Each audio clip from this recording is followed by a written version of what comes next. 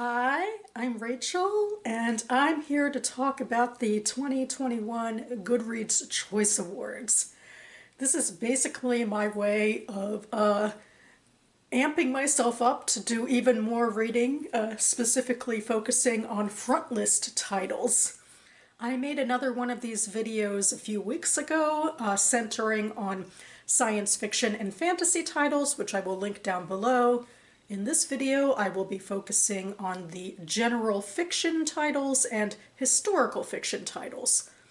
So to recap, I'm hoping to read at least 2 titles per category that are eligible, like that came out during the year mark for the GoodReads Choice Awards, although for these 2 categories I have 3 per each. I'll start with historical fiction because I've actually read the first of those titles already, and it is Dark Tides by Philippa Gregory. This is the second novel in her Fair Mile series, which follows a sort of lower to middle class English family starting in the 17th century, and I think we jump forward about 20 years per book, or at least that's the case so far with book number 2. But that also makes it self-contained enough that you could probably read book 2 without reading book 1, though that book 1 would certainly lend to character development and I guess feeling invested in the family. So I'll link to my reviews for both of the books down below. The second book I'll mention is Half-Life by Gillian Cantor. I have previously read her book The Hours Count, which is about the Rosenberg trial, specifically focusing on a fictional character who gets close to Ethel Rosenberg, who was convicted along with her husband in the U.S. Under conspiracy to commit espionage. They were the only 2 people who were executed for that crime. Half-Life is a significantly different story.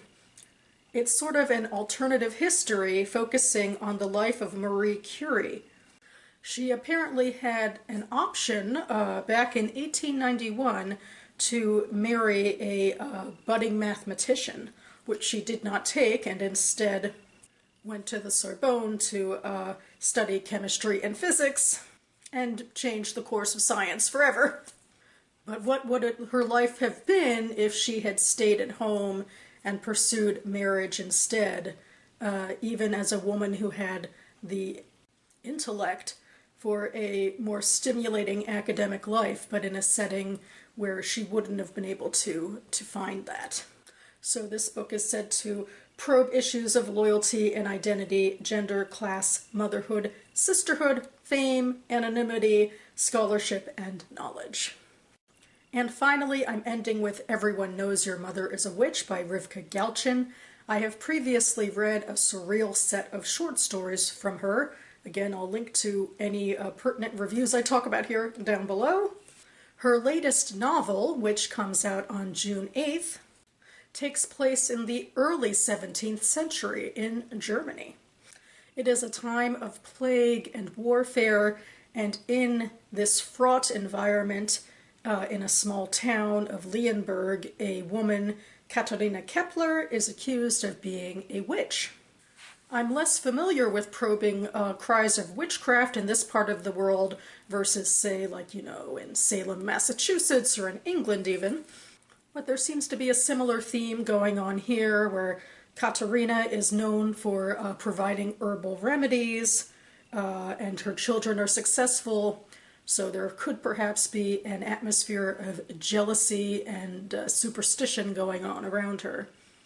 The summary says that Galchen draws on real historical documents, but infuses them with the intensity of imagination, sly humor, and intellectual fire.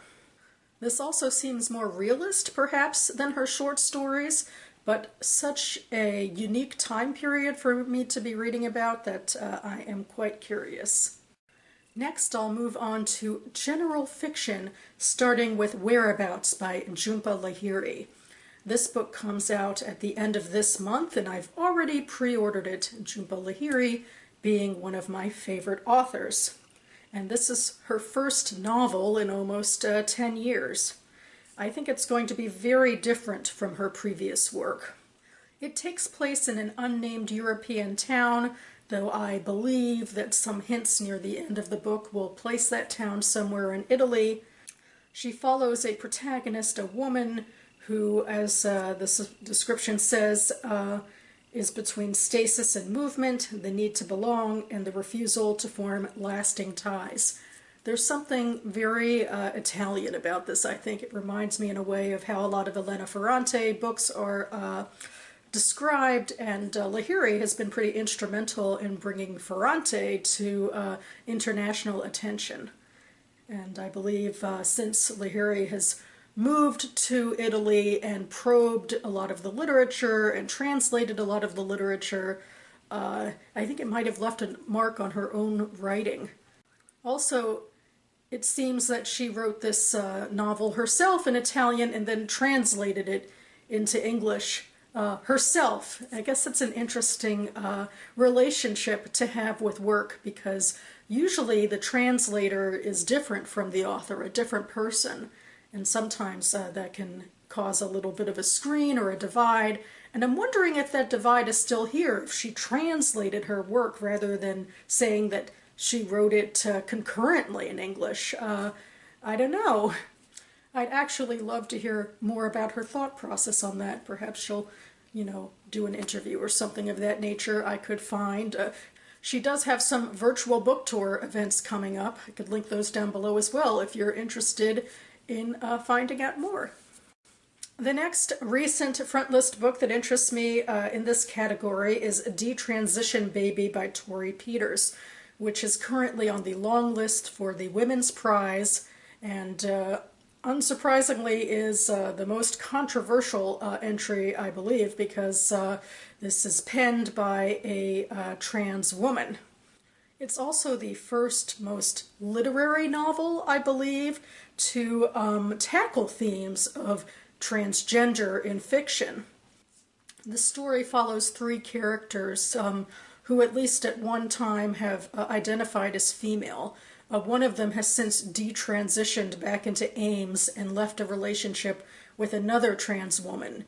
As Ames, he gets into a sexual relationship with his female boss and a cis woman who then gets pregnant but doesn't want to keep the baby, and Ames decides to broach the idea of raising the baby with his ex. And the description says that this provocative debut is about what happens at the emotional, messy, vulnerable corners of womanhood that platitudes and good intentions can't reach. I am excited to give this one a go, admittedly, because I want to read more literature about the trans experience, and I am always up for family drama, so this scratches both itches. And finally, I have Milk Fed by Melissa Broder. Broder, I believe, is most well known a couple of years ago for writing The Pisces, which is a book I haven't read. Admittedly, Milk Fed speaks to me more because it is a book having to do with Jewish themes. And it also challenges, I believe, a lot of perceptions and stereotypes about Jews. It is about a relationship between two women.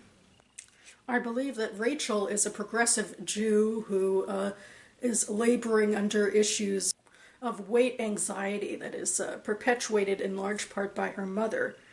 And she meets up with an Orthodox Jew, Miriam, who actually works at a frozen yogurt shop. And Miriam is intent on feeding Rachel. And the description says, Broder tells a tale of appetites, physical hunger, sexual desire, spiritual longing, and the ways that we as humans can compartmentalize these so often interdependent instincts. So yeah, relationships, queer relationships veering into, and issues of identity and body image and women. I'm all for it.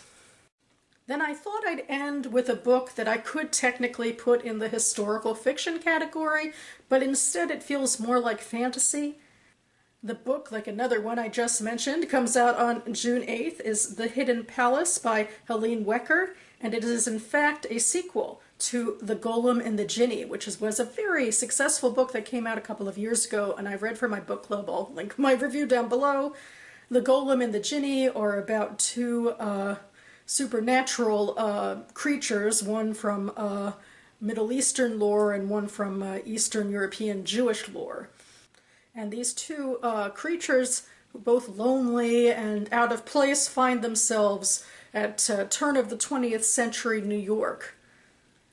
I read the book, I liked it, although I kind of felt like it was a closed story and I wasn't sure how I would feel about a sequel, and yet once I heard about this book coming out, I immediately was intrigued and thought, well, maybe I want to read this. This book takes place in the years leading up to World War I, and the characters in fact move away from New York. Ahmad, the Jinni, returns to the Middle East looking for a cure for something that happened to him in the last book. And Hava, the golem, actually does stay in New York and finds herself in a Jewish community where another golem is being created to protect the people there. So this definitely feels like a book that wouldn't make as much sense, perhaps, without reading the first one. So just FYI before going into that. And I'll just hope that I remember enough of the first one if and when I get to the second one. That being said, now that I've inadvertently added another book to my fantasy TBR, I feel it's only fair to balance the scales and add another book to my science fiction TBR. So I thought I would go with A Psalm for the Wild-Built by Becky Chambers. This is a novella that starts off a new series for her, the Monk and Robot series, which is about robots in our future on Earth. This book comes out on July 13th, and I am very excited to read it because I'm a bit of a Becky Chambers fan. That being said, I don't think that it could possibly beat the other book on this list that she wrote that is eligible for this year's Goodreads Choice Awards, which is The Galaxy and the Ground Within, which I talked about in that last video. But we'll see. I haven't read it yet.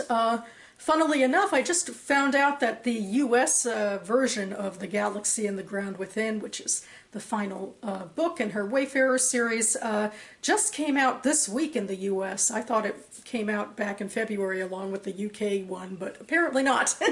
Oh well. In either case, be it the UK or the US version, I believe it is eligible for the Goodreads Choice Awards and will probably count as the same book.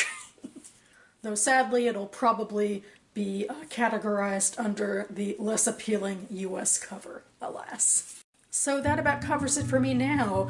I will leave links to the Goodreads pages for all of the books I mentioned that I don't have reviews for. And I hope to be getting to all of these books that I haven't read yet, which is most of them, maybe starting in the summer, because granted right now I'm embroiled in a lot of BookTube prize reading. But I believe I will be taking off the semifinals, and that will leave me more time for other projects. So stay tuned. Speaking of the reading I'm doing right now, I will be back on this channel in time for my Friday reads. In the meantime, thanks so much for watching, everyone, and I'll see you next time.